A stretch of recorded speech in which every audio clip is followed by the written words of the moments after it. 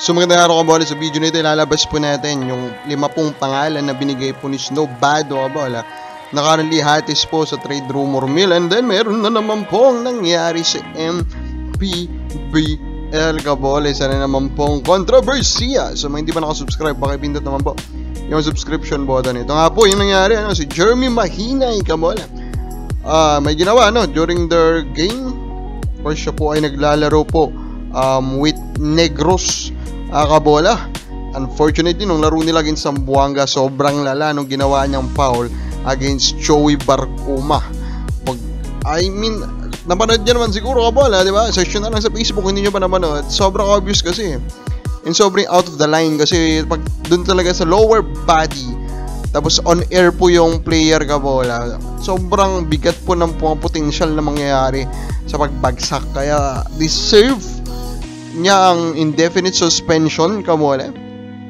Tignan lang natin, hoping na of course mabigyan pa rin siya ng opportunity. Baka pwede pa rin naman po itong magbago kabola.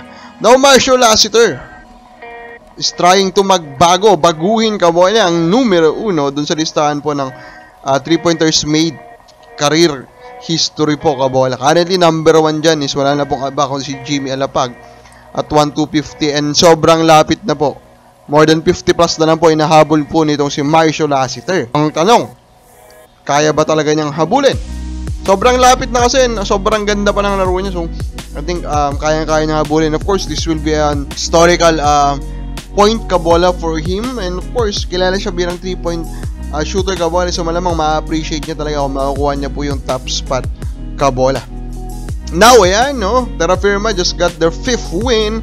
Almost assured, 95% na po sila kabola of a berth in the playoffs. So makikita na rin natin after a while kabola and Terra Firma to play in the playoffs. And to be honest, I kind of find them very interesting kasi nasa kanila kasi yung dalawang crucial na sa paningin ko yung ingredients po in trying to have a deep playoff run. That is a giant or a tall frontline kabola, and then reliable scorers. So meron sila nun, dalawa si scorers, and in a way, dalawa din sa Giants, diba? Sa Isaac Go at saka itong si Ken Marcarino.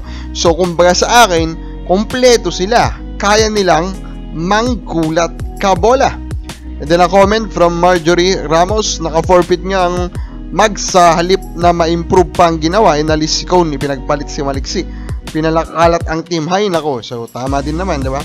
Matapos mawala ni Coach Tim Cone sa Magnolia, may hirap na talaga silang manalo po ng kampyonato. So ito na nga po yung 5 names na sinabi po ni Snow Bado currently na pinakamainit po sa trade bus. Actually, pamilyar naman kayo. Una is Arvin Tolentino, ano po?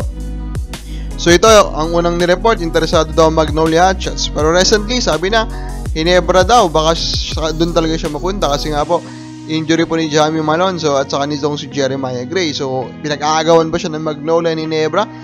In a way, hindi naman. Kasi parang in-imply din nung sinabing baka sa Hinebra is that baka magbigay na lang po ito pong Magnolia. Kaya madaming inis na fans po ng Magnolia. Jayon Bohot kabola ng Converge, nasa listahan din of course. So, may binanggit na ang 3 teams. So, interesado na makuha siya, diba?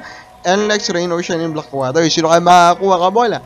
So, very promising si Ambot. Although up to this point, di pa rin niya kuha po yung laro niya. While yung kasabay niya na si Aranya, kuha-kuha na po yung laro with Converge. Si Don Nubera kabola. So, of course, he is a bench big man kabola ng Hinebra. So, ang mangyayari dyan, kukuha po ng big name ang Hinebra, pwede nilang magamit talaga ito sa Nubera. Idadagdag nila dun sa trade. Lalo gusto naman niya po talaga ngayon daw is playing time. Stephen Holt, ito naman, breakout tournament after Commissioner's Cup na maraming nagsabi na bust siya. Ngayon pinapakita niya talaga that he is the real deal kabola.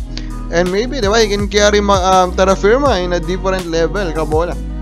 Then Shawnee Winston, ito talaga nagulat tayo nung sinabi nasa trade block siya kasi I think he deserves to be in Converge.